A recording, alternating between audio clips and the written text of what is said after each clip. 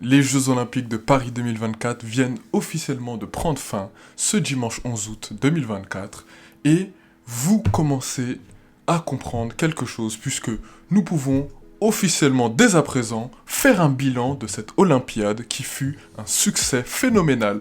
Un succès phénoménal à un point où on a inquiété les États-Unis, les gens. Vous savez que c'est les États-Unis qui vont organiser les JO en 2028 et la presse américaine commence à s'affoler, comme vous pouvez le lire sur le titre que je mets actuellement en lumière.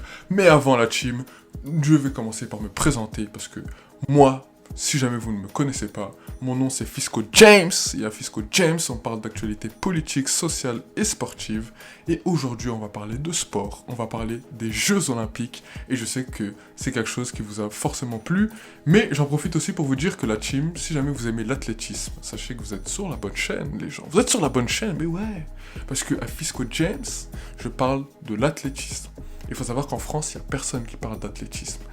Du coup, je me suis dit, je vais commencer à importer le truc parce que aux États-Unis ou dans le milieu anglo-saxon, il y a beaucoup de personnes qui parlent de sprint, d'athlétisme.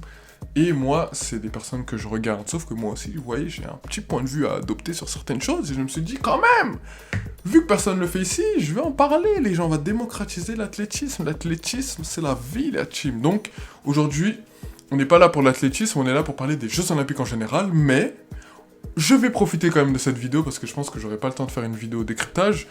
Je sais pas si vous l'avez vu, mais Sirena Samba Mayela a réussi à obtenir la seule médaille, j'allais dire seule médaille d'or, la seule médaille de l'athlétisme français lors de cette Olympiade de Paris 2024. En vrai, je sais même pas si on peut être heureux de ça ou est-ce qu'on doit être triste. Moi franchement, pour Sirena Samba Mayela, bien sûr que je suis extrêmement ravi. Je me dis que c'est vraiment un succès pour elle et surtout, depuis le début de la saison, j'ai vu son évolution. Et comme je lui ai dit que moi je la veux sous les 12,50 à Paris. Elle a réussi à être sous les 12,50 avant Paris. Aux Européennes, elle a prouvé. Et là, à Paris, elle a tellement prouvé que, franchement, moi j'y ai cru à sa victoire. Là, je me suis dit, waouh! Je veux pas vous mentir en vous disant, ouais, moi je la voyais remporter les JO de Paris. Non, non, non. Je la voyais au moins faire podium. Mais je l'imaginais pas être aussi proche de la première déjà. C'est ça que je me dis, c'est très prometteur pour la suite. Et ça montre aussi que les Américains sont plus aussi dominants qu'avant, parce que pour ceux qui suivent un peu, je me souviens qu'au JO de 2016, entre Nia Ali, il y avait une autre, j'ai oublié son nom, elle s'appelait Rollins, je sais plus quoi, Rollin. J'ai oublié son nom. Et il y en avait une autre aussi, elles avaient fait trio 3, c'était très violent. Et là, maintenant, je me dis, les Américaines, mais maintenant, il n'y a que Masai Russell. Et ça peut être possible, les gens, ça peut être possible. Mais on va pas s'enflammer, mais en tout cas, c'est un très gros succès pour Sirena Samba Mayela. Si jamais elle tombe sur la vidéo, sache que je suis extrêmement ravi. En plus, t'es congolaise. Le Congo, tu fais briller le pays. Voilà, du coup, ça fait plaisir. Et tu fais briller la France aussi. Et voilà, en tout cas, profite bien de ta médaille, repose-toi comme tu veux, mais voilà. En tout cas, toi, au moins, tu peux repartir tranquillement. Maintenant, nous allons parler des Jeux Olympiques de Paris 2024. Parce qu'il faut savoir que, avant les Jeux Olympiques, la France connaissait un climat social qui était très très compliqué et qui a notamment été entaché par les élections anticipées législatives de juin dernier.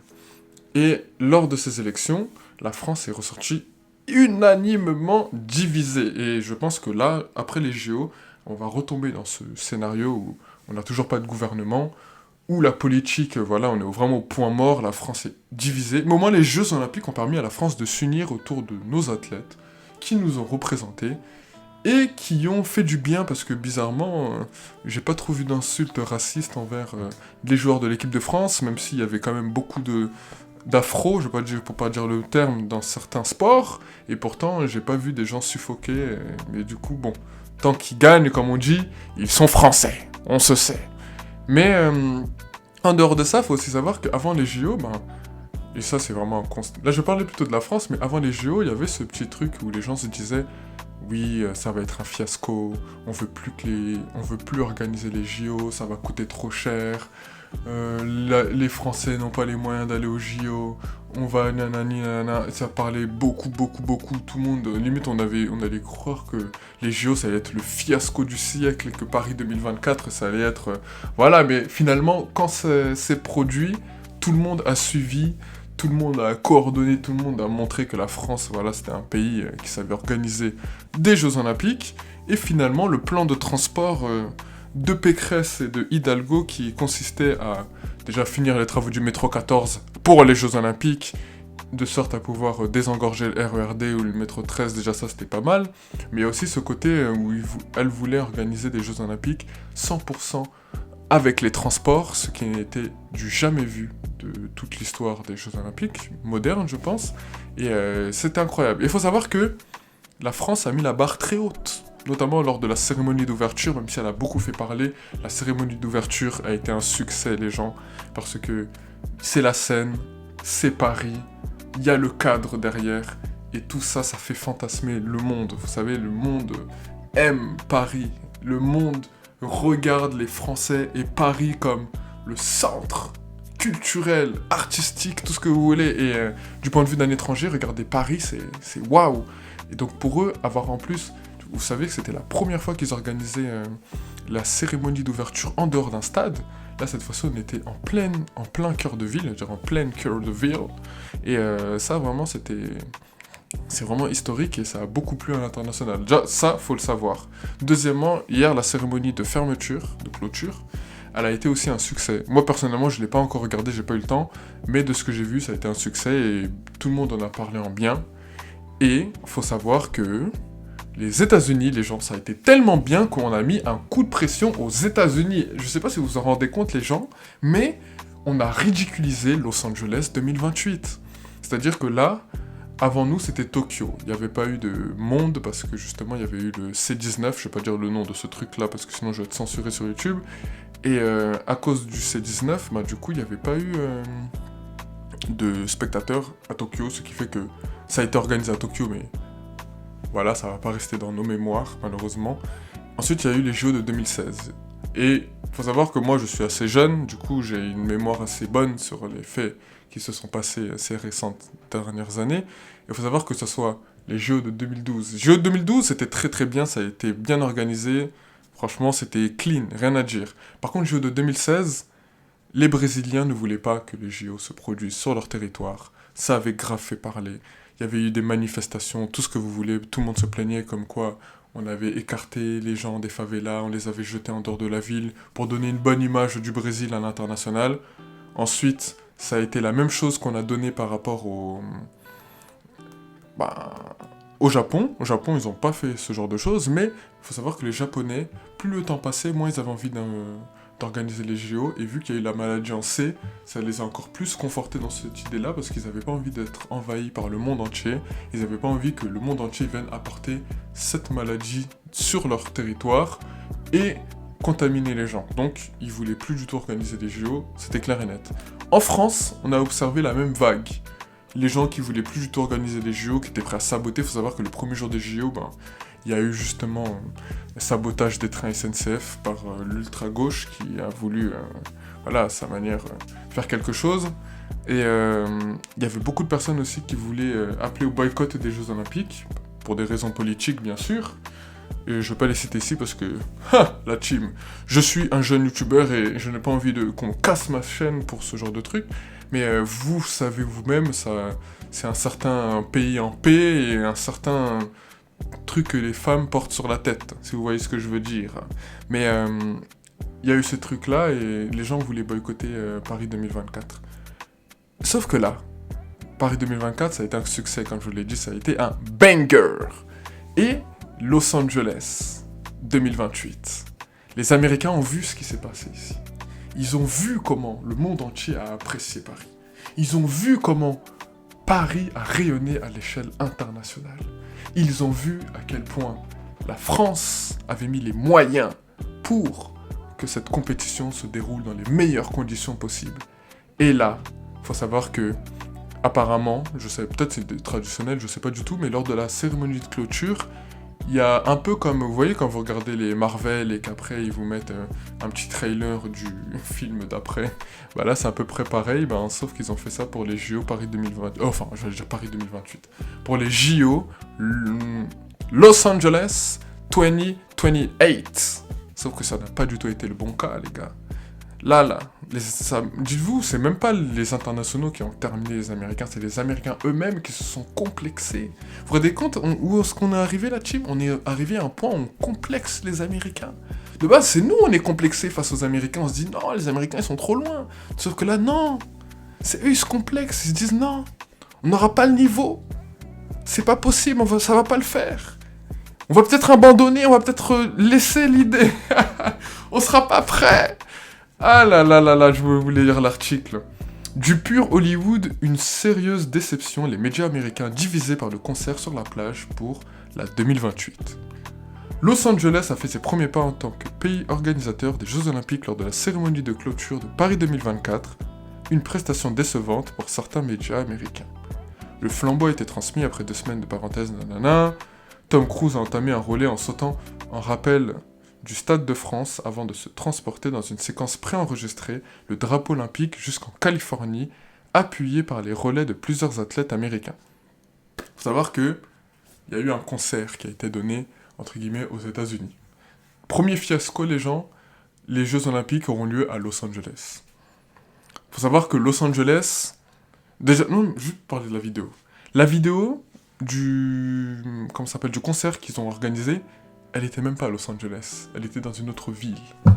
Ils ont fait en sorte d'habiller cette place, de sorte à ce qu'on croive qu'ils soient à Los Angeles, alors que non, ils étaient pas à Los Angeles. Et déjà ça a beaucoup fait parler parce que les Américains s'en sont aperçus. Ils se sont rendus compte de la supercherie, et ça là, c'est pas passé là-bas. Deuxième chose, faut savoir que Los Angeles comparé à Paris, les gens, il n'y a pas photo. Franchement, il n'y a même pas photo. Je vais même pas parler, même vous-même, vous savez. Vous savez. Voilà. Ensuite, il faut savoir que c'est vrai qu'en France, il y a le Saint-Denis, il y a Barbès, il y a le 20e arrondissement, le 19e, tout ce que vous voulez. Mais Los Angeles, les gars. Los Angeles, c'est notre dinguerie. Hein. Là, au niveau sécurité, ils se posent des questions. Ils se sont dit, mais comment on va faire au niveau de la sécurité de la ville? Parce que Los Angeles, c'est quand même une ville dangereuse. On s'en rend pas compte, nous, en tant que Français, mais c'est très dangereux, Los Angeles.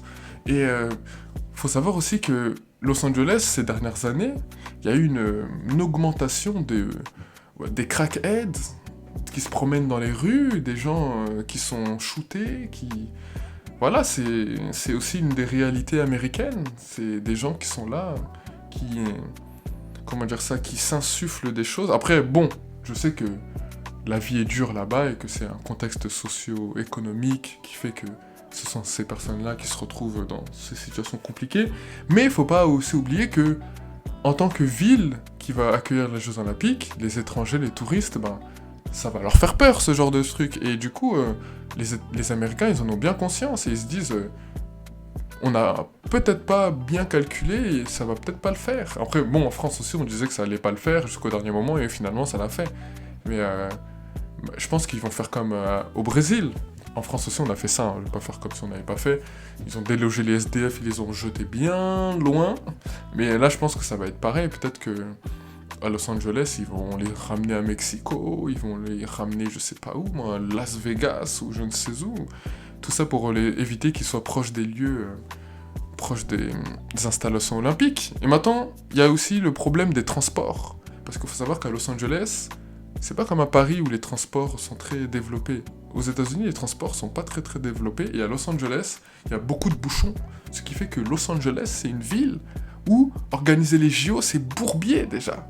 Bouchons, pas de transport, délinquance. En plus, il faut savoir qu'au niveau des forces de l'ordre, nous en France, on disait que oui, on avait besoin de recruter des agents de sécurité et des policiers, parce qu'on n'en avait pas assez.